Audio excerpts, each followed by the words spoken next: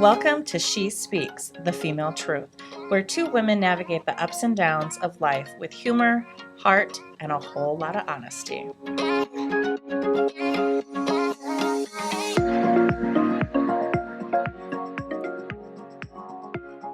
Welcome back to She Speaks, the Female Truth, where we talk all things about women and things that would make our mothers blush. And yours. The truth. The female truth. Yes. Nothing but the truth. So help me. Wait, is this the Scout's honor? This is peace. Wait, this is peace. What's the Scout? Girl, I was not a Scout. Hey, is it together? I don't know. What is the ET phone home? What is that like? We're doing like gang signs here. I should probably stop. Oh, see, we have to laugh because we're actually about to enter a very serious topic. We are. And I don't know about you, but I giggle when I'm uncomfortable. I do too. I can't handle death. Ooh. That's not this, but Sort of. Kind of. Yeah. Look at that. I'm like trying to make She's trying to make it not as heavy, but it is a heavy topic. It is. But it's something that touches a lot of people. Mm-hmm. And Deb and I discussed this, that we thought it was important to talk about. Mm-hmm. It's something that I have experience with. We're going to go into details of many things that we both have experience with. That it's the not fun side of being a woman. Yeah. That is for sure. And the not talked about for sure. Yeah. So we're talking today about PCOS. And if you are somebody who has PCOS or you know somebody that does, you probably know all of this already. But if you are new to this silent disease, then PCOS is actually polycystic ovarian syndrome. And the reason why we're talking about it is because this is something, I don't want to necessarily say it's dear to our hearts, mm-hmm. but unfortunately, with a twist of fate of how life deals you cards, it is dear to our hearts. It is.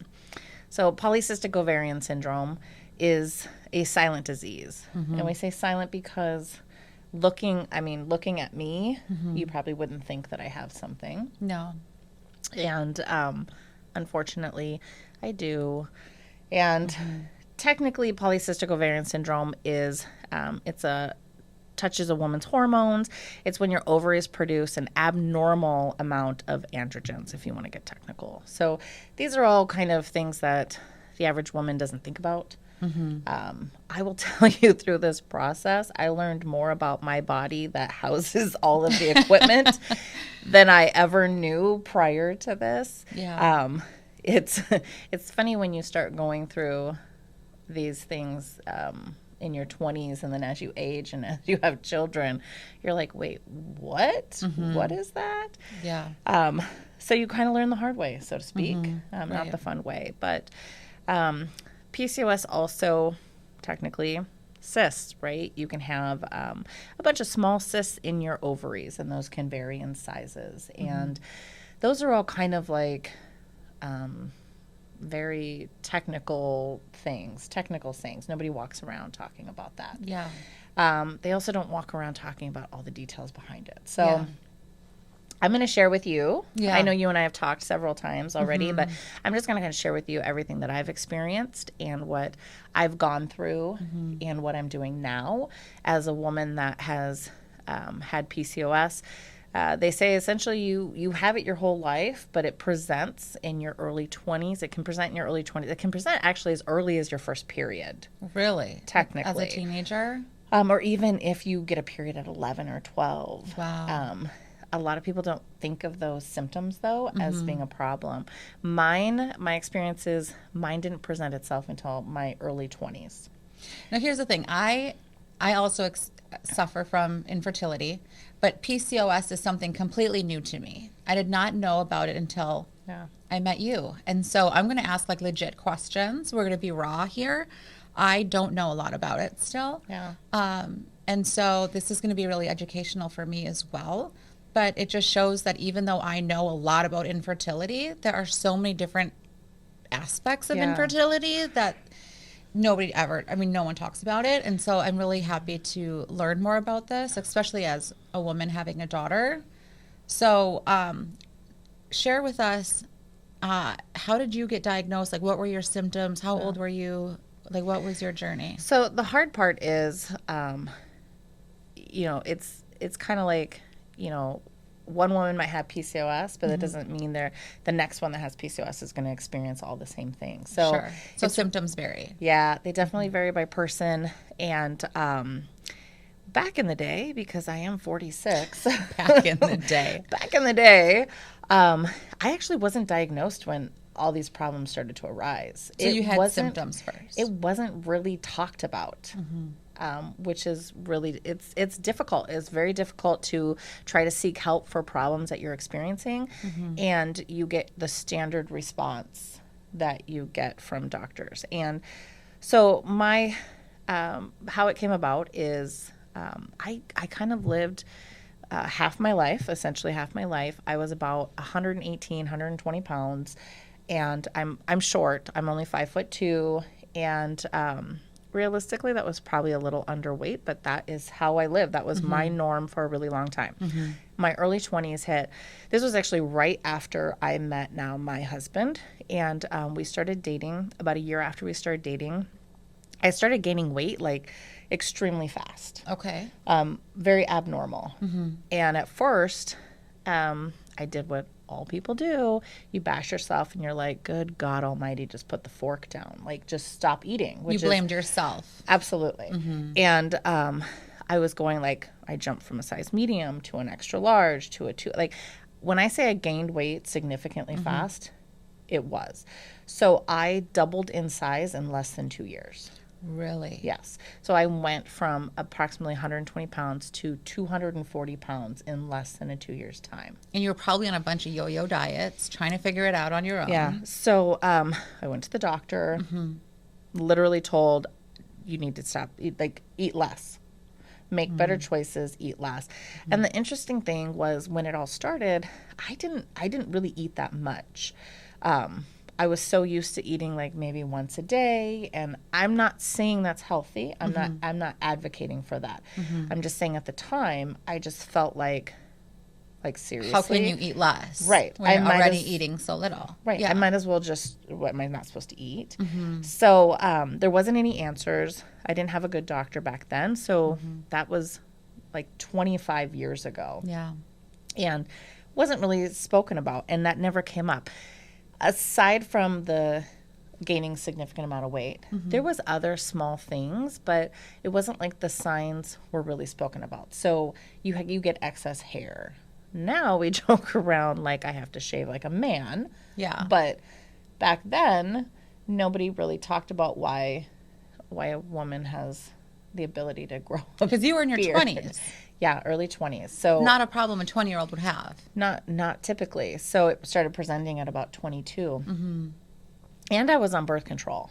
Oh, wow. So then even less. Yeah. Yeah, and typically birth control will mask a lot of symptoms. Oh, okay. Because it affects your hormones, and you are entering another hormone into your body, whether it's an estrogen-based pill, progesterone-based pill, whatever it may be. So you're really affecting your hormones anyways by taking birth control. Right. So I had been on birth control for probably like 7 years. Okay. And so that really played a part in it. And there was a lot of other things. Like I never felt well. And my body just always felt really physically ill. And it's really hard, unless you experience that, it's really hard to describe it to somebody. Like a physical pain or not pain, just like nauseous or? Well, I would get pain because I would constantly have cysts in my body and they would burst. Oh my God. So the pain was always kind of normal, but it was just like a constant headache, nausea. My body just felt sick inside. You felt off. You knew. Yeah. Okay. But nobody ever had an answer. So then I was just like, okay, we need to go extreme. Extreme. Let's do Atkins. Let's fast all the time. Let's do extreme workouts. Let's pay for a trainer. All of the things. And you, you don't learn till later extreme is not a good thing either. So I would see a trainer, I would do Atkins, I would starve myself, absolutely no carbohydrate. Like Oh my gosh. I you're already moody anyways from hormonal imbalances and Yeah. having hormonal issues and being a woman and dealing with all the things. But then you take out the carbs. Don't do that. I am just Don't thankful take that my I didn't carbs. commit murder. Oh my gosh. Well, and then also just like I could only imagine just being mentally exhausted and just confused, as in, like, what is going on? Why can't I control this? Yeah. So those are all like the physical sides of it. It was I say was, it still is. Like I'm 46 and I still battle a lot of things. But it was such a huge emotional roller coaster ride. I can't imagine. Because I kept thinking, what am I doing wrong? Because I think people are a little bit more understanding these days, but back then, 25 years ago, a lot of people are like, you're just lazy. You need to do more. You need to move more. You need to eat less. You need to, you're just not doing enough. So there's all this pointing the finger at yourself, self-blaming, and I just felt horrible about myself. Yeah. Like it's like really difficult to go from living a certain way half your life and then all of a sudden, like at that point it was the majority of my life, and then all of a sudden your body betrays you basically.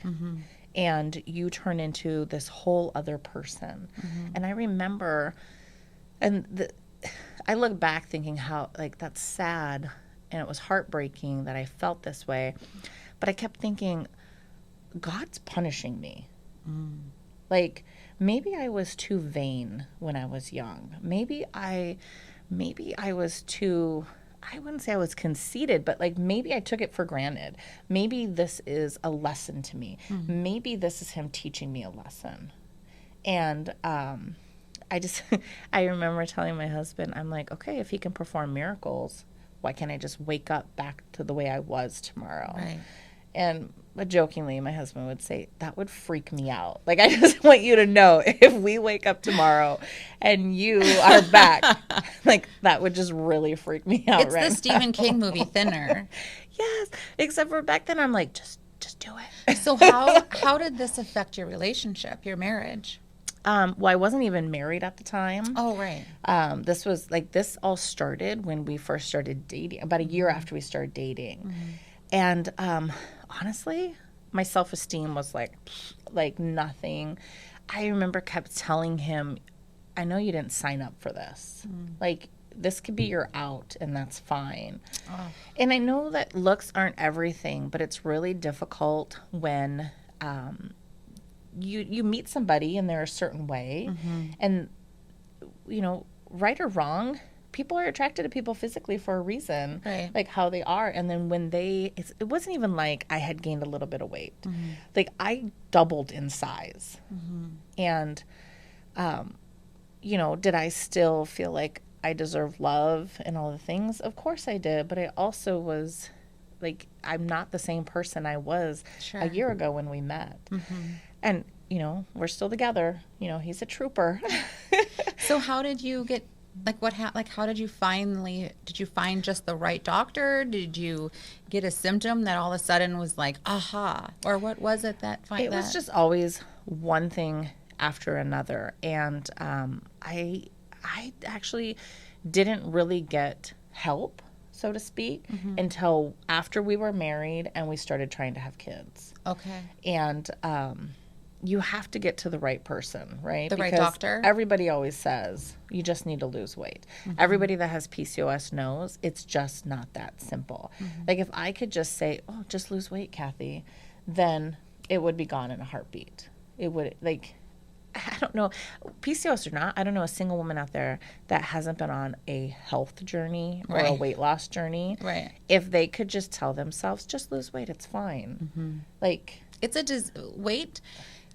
any type of weight gain or weight loss, either side of the spectrum, it's a disease. yeah.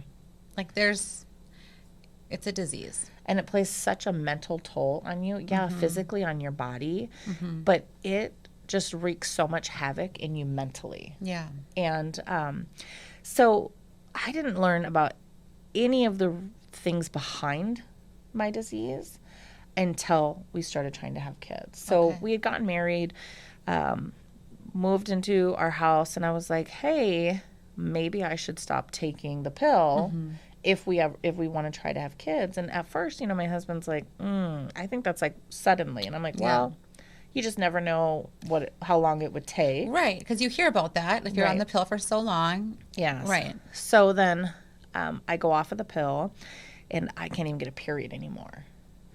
And were you regular on the pill? On the pill, yeah, because the pill kind of drove everything. And then kind of like the shit hit the fan, so to speak, as soon as I went off of that. Okay. And everything just was like, whoa. So I gained even more weight. Wow. And so I think when we started trying to have kids at that point, I was probably up to about 260 pounds. And again, extreme diet, like just trying all the things, extreme. And I couldn't get a period. So then I was going to the doctor to try to induce periods, to try to figure everything out. How do they do that? Medication. That's the hard part is I think it's such a double-edged sword when you are pumping yourself with so much. Yeah. So, just naturally just being in the air, like the chemicals in the air, like all of those things. We live in a society that we're surrounded by more and more things that are not natural, right? Right. And that's just, that's how it is. You try to do what's right. You try to live a good life, and you do things more naturally, but you're surrounded by it. But then also you have to pump yourself with so much medication. So I was taking medication to induce periods. And then once I would get that, I was taking medications to induce ovulation. Okay. And then this just like, it was like one after another. Oh my gosh. And then when I would finally get a period, some of my periods would last 30 days. Oh my gosh. 30 days straight. And it's sorry if this is a lot for some people. No, this is raw. But this it's is real. extreme bleeding. Yeah. When I say extreme, So you're not spotting. no, I'm dying. Yeah. Like somebody would be like, are you sure you don't need a blood transfusion? And like cramping and all of that stuff. All of the things. And I remember being at work one day and I sneezed and I had a blowout. Like that's how much you're bleeding. Oh my so gosh. you're wearing, again, there's a lot of information. Nope. I would have to wear 6 pads at a time. Yeah. Like strategically line them up. Sure. And they would have to be changed about every 2 to 3 hours. Wow. And God forbid somebody make you laugh, you sneeze. I sneeze. I do that with pee right now. Oh I've my had like God. 4 kids, and now it's like I sneeze and it's like, whoops. I need to start buying Depends. I'm on the verge. Oh my gosh. So Yeah. what did your doctor say about this? That's normal. What? Yeah. People with PCOS, that's normal life for them. Oh my God. Like all of the horrible things is normal. And it's heartbreaking and it's sad and you feel like nobody understands. And back then, I knew nobody that had PCOS. I didn't even know what it was. I wasn't even fully officially given a name until I started to try to have kids. And they're like, well, wait, all this excess facial hair, your stomach, how your belly looks, like all of the things. And they're So like, they started going A adds up to B to C and D. right. And then I was tested. I have insulin resistance. Like all of they're like, here, we're going to deal you a full house and you get all of the things. So, it's really hard. It's hard when it develops when you're so young and then you feel so defeated right out of the gate. Right out of the gate. You're just married. Right out of the wanting gate. to have a family. Yeah. And then you're thrown this curveball saying this is going to be harder. Yeah. So we actually went through this crazy cycle, ups and downs of trying to induce periods, trying to control this, trying to control these situations for 5 years. And I actually went to a reproductive endocrinologist, and he's like, listen, And he was a great guy. He'd been in the business at the time that we saw him. He had already, like, he's been a specialist for over 30 years. Like, this was his thing. And he was straight talking. He's like, half the medications that they put you on, they're not even affected. They're not effective in 50% of the women that they put them on. Oh, my They gosh. just say, this is supposed to help, so here you go, take these meds. And some of these meds make you so physically ill. Like, I would wake up constantly, especially between the hours of 2 and 3 a.m. with severe stomach cramping and then uncontrollable diarrhea. Oh. Because it's all induced by all these medications. Right. And it's like... It's kind of like my daughter Lily and I, we always laugh when we see these commercials that are like, take this medication for migraines and you won't have migraines, but you'll have diarrhea. But you may die. You'll lose your left arm. Yeah. You'll like not be able to see anymore. All of the things. You'll grow cat ears. It's like, oh, but you won't have headaches though. Yeah. It was all of the things all the time. And it was just... But you didn't give up. 5 years you were trying to figure this out. No. You know, here's the thing. With PCOS, it's never going to go away. There's no cure for it? There's no cure for it. You have it, you have it. And there's nothing you can do about it except for try to control certain things. So at the time, I was so focused on, for one, being bitter and angry and upset. And I'm just like, okay, I obviously did something to bring this on. Like... Well, it's a natural Either thought. I was a bad person in a former life, you know, God hated me. Like, it really, between the issues of PCOS and infertility, it severely tested my relationship with my faith, like, in ways that I wasn't prepared for at all. And I just kept going back to myself, like, oh my God, like this is all me. And then I just kept doing more and more research, more and more. But when you're in the thick of it, of what you're trying to achieve, whether it's I'm trying to achieve weight loss, I'm trying to achieve getting a period, I'm trying to achieve having a baby, it's so, whatever you're in the thick of, it's so hard to see the full picture. Right. Like, you're so hyper focused on that little goal that you're just trying, because you just want to be successful at one thing. Like, just give me one thing, one victory, right? Yeah. So I was just, in the moment, in my 20s, I was just so focused on these little tiny things. And I hate never having answers. I just, like, I've never been a person that is just okay with that. So the sad part is, I think if I had to rewind time, or if I had to give any advice to somebody that's just now either diagnosed or struggling with it, I would really, really advise them to focus on overall well-being, like supplements, foods that you really shouldn't be eating, because I would get so extremely mad. Like, I would deprive myself in such an extreme way. And then... Of food? Of food, yeah.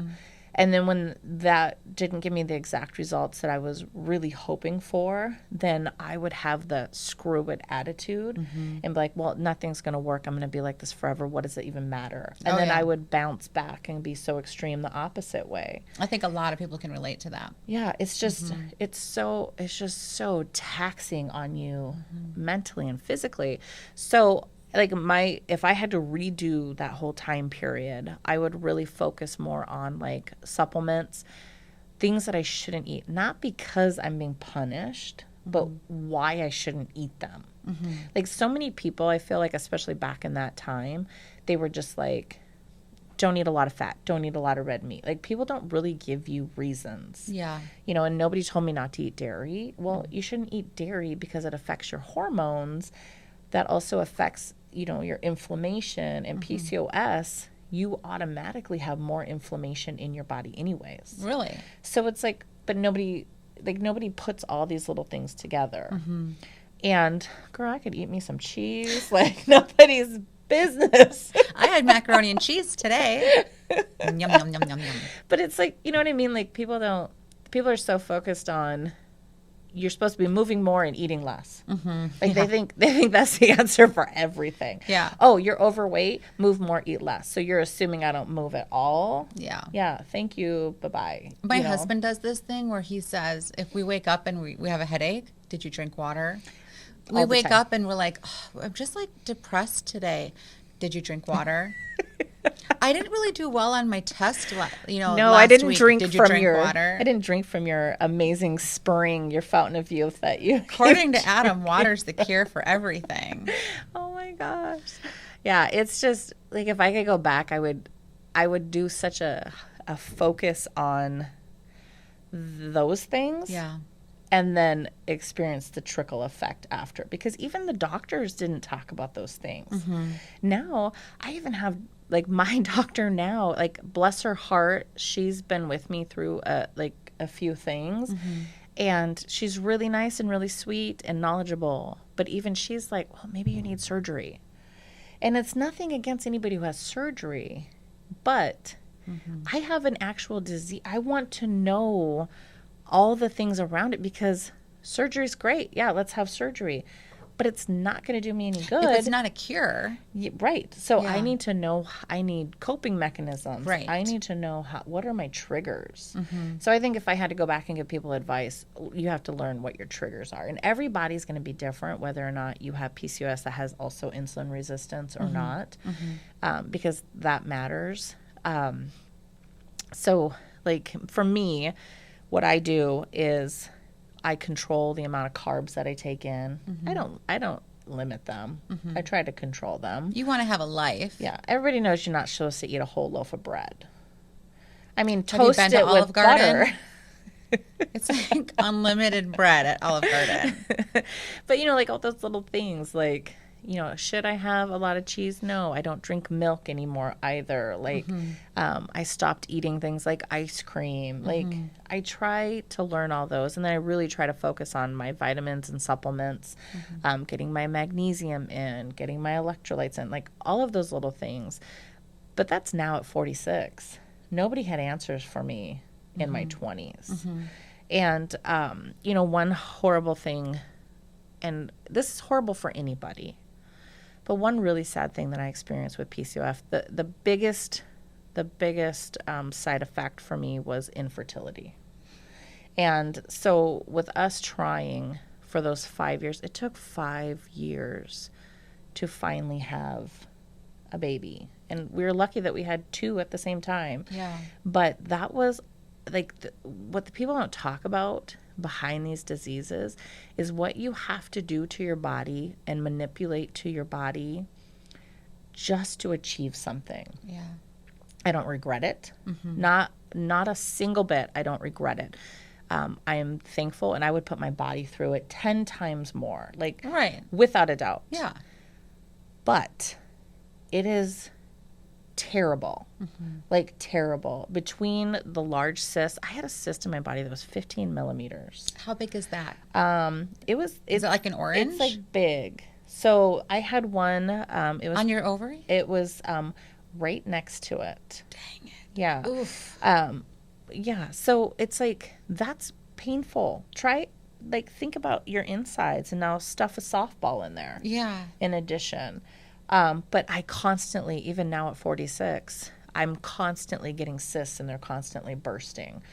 And, I'm used to it now, but you're putting your body through so much, and then the medications and, just to even have babies. And when you have to use medications to have babies, what they don't talk about is what that does to your insides. Yeah. And it was doing stuff to my insides, so I had to actually be monitored daily with ultrasounds daily, because if you had too much fluid leaking into your stomach and all of the things, it's hard. So Oh my gosh. I would say as a side effect of PCOS, the infertility was the most difficult to go through. And because with that, unfortunately, you don't just try to have a period and then have a baby and there you go and you get to take this bundle of joy home. For us, we had several miscarriages in the process, and we had dealing dealing with all of that, like for me personally, I was already really upset. Like, why is this even happening? Right. Like, this makes no sense. Why is it happening? Yes, the guilt, the struggles, the physical illness, the mental illness with it. And then you throw in, oh, just kidding, you want to have a kid, but guess what? All of them are going to pass away. And at each stage. So for me, and I don't think any woman this would matter, whether they pass at 8 weeks, they pass at 12, like, loss is a loss. Right. And it wasn't just me feeling it, my husband was feeling it. So, yeah, I'm the woman and my body's feeling it, but he was just as invested as well. He's going through that roller coaster too. Yes. And we will be talking about miscarriages and ectopic pregnancies at a later episode as well, diving deeper into that. But I'm glad that you mentioned that. Yeah. Is it hereditary? So they believe 2 ways, hereditary and environmental. Okay. Yeah. And it's really interesting that what I've been reading a lot lately is there's a correlation now between childhood trauma and PCOS. Really? Yes. Okay. So it's all like a new thing that I'm reading. So I don't have the details on that. I encourage anybody to learn more about PCOS because 1 in 10 women have it. So chances are you know somebody who has PCOS. And I think when you have a better understanding of what others go through, then you're able to help them support either mentally, physically, just be there and understanding. Because I will tell you, when I doubled in size in less than 2 years, I was treated so horribly by people. By friends and family? Fat shamed. No, not like real friends. Right. And not my family. I mean, like definitely not my mom. You know what I mean? Like, I feel like my mom was heartbroken because I would just cry on the phone to her. Did she have and it? I would be angry. She doesn't. So, but we have a broken family. Right. So who knows if somebody had it? And the reality is it wasn't really talked about in my early 20s. It sure as heck probably wasn't really talked about for the generation prior to me. Yeah. You know, because, right. You know, it probably is chalked up to obesity or, you know, oh, you just have a lot of facial hair or, you know, you're just overweight. And it's kind of funny, not this, but it's kind of funny. Like my mom, like when we have conversations, like my oldest asked her about her infertility issues. And my mom was like, and my daughter, what are you saying? You know, ovaries. Like, it was such a naughty word. But it's things that maybe our moms didn't talk about, but maybe because their moms didn't talk about. And I think that this is a really good topic. And it's also just encouraging women, too, to just advocate for yourself. Yeah. Well, I talked to my daughter already. She's only 14, and I tell her, you know, I would never want this for anybody else. Like, there's, like, I'm getting better, but I've put a lot of energy into this over the last, like, 25 years. And I'm still not there. Like, there's so much to it. And I would never want this for somebody. But I tell her, statistically, though, you basically have a 70% chance of getting this. 70% chance of? Yes.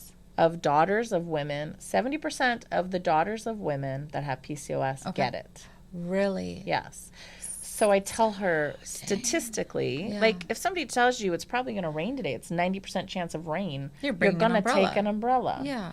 So I tell her, you know, so I try to educate her right now on supplements, food, how food actually affects your body. I don't limit her. And I don't tell her, oh, like, I don't shame her in any way. Right. I try to arm her with education of, you need to pay attention when you eat something, how does it actually make you feel?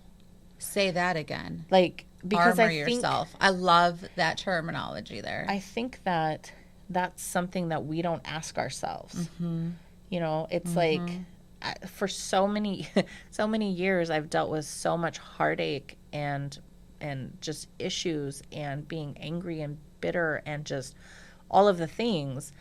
And then I'm like, well, that just tastes good. I'm just going to do it. Yeah. Nothing has changed. But helping you me don't feel anyways. good. Yeah. So what does it matter? Right. If I'm going down, I might as well go down happy, even though you're not. So I do try to tell her now, it's like, eat it. I'm not saying don't eat it. I'm not saying at all, eat it.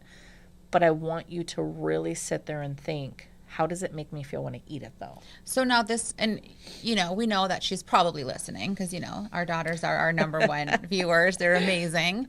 So you don't have to answer this. You can say, like, oh, she'll kill me if I answer this. But, like, she's had her friend.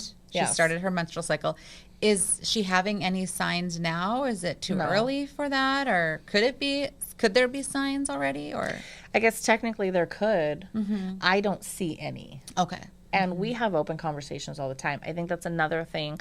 In order to break all those cycles, you need to have open conversations with your children. But I have open conversations with my son. Right. Like, you're amazing that way. Does he know all the details? No. I mean, he used to think babies just came out of your belly button. Wait. Until the truth came out. But it's like, you know, once you reach to the point where you're like, okay, I think they can handle this truth. Yeah, right. Now we're going to move to the next step. And I really do that with her. So we ask a lot of questions and we talk about things. So, but she might be somebody, for one, she might be somebody who never gets it. She might be somebody who doesn't start to experience it until she wants to have babies, maybe in her 20s. Yeah. You know, she's small like I was small. She's only 114 pounds and she's shorter than I am. She's only 5'1". And but we still have that conversation. But I really, really want her to focus on the things that I'm doing, whether it's vitamins, supplements, food I'm eating, whatever it is. I just want you to focus on how that's affecting your body, whether it's hurting you or helping you. Being aware of your body, knowing your body. Because there's going to be a time, and I tell both my kids this all the time, there's going to be a time that I'm not going to be there to tell you, I'm not going to make your food, I'm not going to tell you what to eat and when to eat it. You need to make that decision yourself. Yeah. So sometimes they'll ask me, oh, should I eat this? Should I have this? Should I drink that? And I'm like, I can't answer that for you. You need to decide on your own. Right. Like, I'm not gonna regulate you that way. That's not what this is about. But yeah, statistically, she has a 70% chance. But a 30% chance of not. Yes. Yeah. I'll take that chance. You know, as a woman, like. Oh yes. You know. It's really hard. I feel like a ticking time bomb. I feel like because I have so many issues that correlate with that. So I have kidney issues as well. I have intestinal issues that go along with all of that. I'm at a higher risk of diabetes, and my last tests were really, really close, and it scares the crap out of me. It really does. I was reading the other day, and they say the mean age of women who die with PCOS is age 52. Where do you die from? You die from all of the things that come with it. The diabetes, the blood pressure. Your blood pressure issues, cardiovascular disease, your excessive fat that you store. You know, abdominal fat like this is really a bad sign. It really is, because you're also storing fat around your organs. Oh, sure. Yeah. And around your heart. And I think about that all the time. You know, probably almost too much, because then I'm constantly obsessing about it, because I'm kind of an obsessive person. So I have all the bad things going for me. So if you were to go through menopause, though. Doesn't help. Even though the nothing. Doesn't help. Menopause doesn't help. They actually say some of the symptoms get worse. When so like a hysterectomy wouldn't. Hysterectomy would not help. It's the silent disease that just stays with you forever. No, it's actually really heartbreaking. And like I said, I went through a period of time that I was so bitter and angry, like unbelievably bitter and angry. And it didn't until, probably I reached the age of like 30, maybe 30, 31. This was, before we had our kids. I finally was just like, you know what? This is for a reason. And I tried to start looking at it in a different light. And I kept thinking, there's going to be somebody I'm going to help. Yeah. Because I was really alone. And as much as my husband, bless his soul, you know, boyfriend at the time, I mean, that's a lot of pressure to put on a boyfriend. Yeah. But he did his best and he tried really hard. But he had no clue. For one, he didn't have all the same parts as me. And he had no clue what it felt like. He had no idea, like, how to deal with it. And I was a raging lunatic. Like, I don't want to say the other word, but I admit it. Like, that hormonal roller coaster ride that you go on when you're on the struggle bus anyways, and then you have a disease, and then now you're pumping yourself with all these meds, it's terrible. And, you know, another thing that isn't talked about a lot is, I don't want to say mental illness, but you're already really depressed and upset. And then when you get pumped with meds that affect you mentally, you get suicidal thoughts. You think of all these things. And I am just so thankful that every time I was always in my right mind, and we always had open conversations. Yeah. So this, you know, even the meds that they were on after I was able to have kids, and then you throw postpartum in the mix. Yeah. And it's like a bomb. And so we would have open conversations, and I would do daily check-ins with him. Good. And if you don't have somebody, I encourage you to have someone. And you need to have, even if you're not on medication, you need to have somebody you can have a mental check-in with that isn't going to judge you. Because there were moments that kind of makes me want to cry thinking about it. But there were moments that I'm just like, this world doesn't need me. And these people don't need me. And these 2 babies I just had definitely don't. They would be so much better with a better person, a better mom. Like, you know, oh, my husband can find somebody else. And then you would have a reality check one moment. And you're just like, holy shit. Like, why am I thinking that? Like, that's crazy. Like, you're not in control. No, not at all. Yeah. That's why when people are really, really struggling, my heart goes out to them, and I'm always like, let's talk, like judgment-free zone all the way, because it is so difficult. And I don't even have other words to put it other than it is difficult. So, and that isn't just for PCOS. Like, this is we're talking PCOS, but that's for every woman goes through this at some point. You know, I don't know a single woman out there that isn't affected by her hormones, and then affected by tragedy, and affected by their perception of themselves, you know, physically, mentally, and then society's standards, and then your own standards. Yeah. I mean, God. We just talked about this 2 weeks ago. Yeah. And it takes such a toll on you. It really takes such a toll on you. And I tell my kids all the time, and especially the oldest daughter, I don't say it to the little one yet. She's only 6. But I tell her all the time, I'm like, I am your lifeline.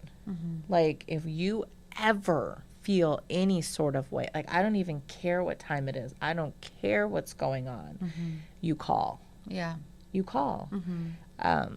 Because the last thing I want is for her to feel alone like I felt alone. And that's really difficult. And yeah, it's a struggle. So now at 46, after 25 years of this, still going through it, and I would say I feel better overall, but it's a daily battle. Yeah. It is a daily battle, and I'm back on birth control, even at 46 years old. Like, you know, part of me is just like, I'm 46 for crying out loud. So no, when you had your twins, did you have IVF? Were you on like hormonal therapies? Shots, reproductive, shots, yeah. okay. So, but now the second, well, I'm going to say your second pregnancy then, your baby. well, second living one. Sure. The second that went to term. Okay, so your second delivery. You weren't on anything, right? I was on nothing. She was a complete surprise out of nowhere. just like a shock, a complete shock. Found out on my 39th. I was 39, and it was actually, we found out on my husband's 45th birthday. Oh my gosh. And like, surprise, I got you a baby. I bet you were just You get nothing else. I got you a baby. you know, as someone who experiences infertility or did, I have a full hysterectomy now, but was it kind of, I remember when I found out I was pregnant with Lily, and I was like not excited because I was like, oh, here we go again. It's going to be another loss. Yeah. It was really hard because I have been pregnant, oh gosh, 5, 6, 8 times. Oh my gosh. And yeah, only 2 went to viable term, I will say. I mean, the twins were premature, but every single time, I would say, except for the very first time, and we'll talk about that later. That's a whole nother issue. But I always was the initially excited because I always wanted a big family. Like in my mind, I'm like, I'm having at least 6 babies or more. And I think part of it's because I came from such a broken home, and I'm just like, I want it all, and I'm going to take care of you, and it's like going to be great. And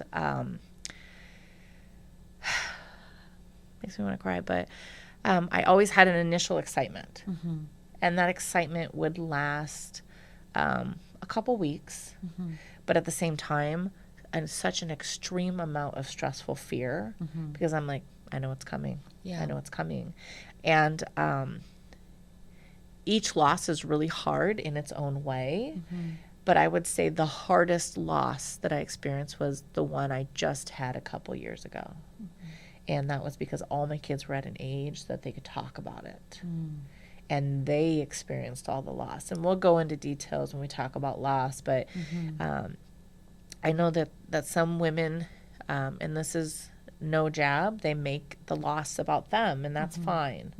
I believe everybody in the family experiences the loss. Well, like you said, your husband as well. And when you were dealing with children. Yeah. Yeah. So, I had excitement leading up, but I did in my heart was like, I know what's coming because I'm broken. I have a disease, and this disease does not mix well with happiness. That's how I felt. But it must be some type of, I hate using the word relief, but a sense of, I don't know, weight lifted, knowing that it's not you. It's not something that you're doing wrong. Yeah. That you have it's like when you're sick and you go to the doctor and they're like, we don't know what's going on. And you're like, forget that. Yeah. Figure it out. I don't care if I have cancer. Just tell me I have something. Right. So the unknown is so like, I can what work the heck? on it. Yeah. Yeah. Like I'm a person who likes to know, okay, let's get an answer so I know my next steps. Right. Like I'm always like a planner. Like I'll take my moment and then I'm like, okay, now this is how we're going to make this better. Yeah. And for the longest time there was no answer. So yes, you're right. In a way, it got to a point where I was thankful that I'm like, okay, I have a name for it now. Right. So yeah, in a way that is, you're absolutely right. It is sort of a relief. But with that, it's a double-edged sword because I always felt you're darned if you do and you're darned if you don't, because nothing was helping. Yeah. Nothing. Right. And even now, I mean, my highest I was at was 285, and I'm 46, and I feel like I've been on a diet weight loss journey since the age of 22, and that's hard. It's like hard, and it's exhausting. Well, speaking of hard, you just finished the I did 75 hard. 75 hard. Yeah. I'm so proud of you. Congratulations on that. Thank you. It sucked. Like, you did amazing though. You were like posting your pictures, and like your kids and your family were surrounding you. Like, I have such a great family. Like, they're so supportive in everything. Like, truly. But that's the other hard part is, when you're doing something, there were many of those days that I felt so physically ill, not from like a cold or anything. Like my body was done, and like I said, with this PCOS, I also have kidney issues, and I have like all this debris in my kidneys. So my kidneys get inflamed all the time, and I have intestinal issues, and half the time I can't take a poop, and the other half the time I can't stop, and like nothing works right. Like literally, I feel like I was put together with all the broken parts that were like returned to the shelf, and they're like, oh, here's some extras. Let's throw this person together. But I just, I sit back and I just think, I'm still going to try. And if nothing gets better, at least I'm trying. And if anything, God forbid I were to die from all of this at whatever time is coming, I pray that somebody out there isn't alone and gets something out of it. Well, thank you for being vulnerable with us today. Yeah. I've met a lot of amazing women through this journey, like women that I would never have met prior to this talking about it. And I mean, that's the whole goal, right? That's why we're doing this, is to help others. It's a silent disease, and here at She Speaks, we're not so silent. No, not at all. We have a lot to say. If you're struggling with anything, definitely reach out to us. If you don't have somebody else that you're talking to, you can have us for sure. I'm going to volunteer Deb services. But I'm here. That's what we're here for, is to talk about the truth behind all of these things that we go through and feel and experience. Yeah. And we have, we have our Spotify, we have Facebook, we have Instagram, YouTube. I mean, we have the socials. All the places we have all the places that you can reach us. But thank you again for sharing your journey with us. If you have questions. Thank you for listening. Oh, my gosh. Thank you for educating us.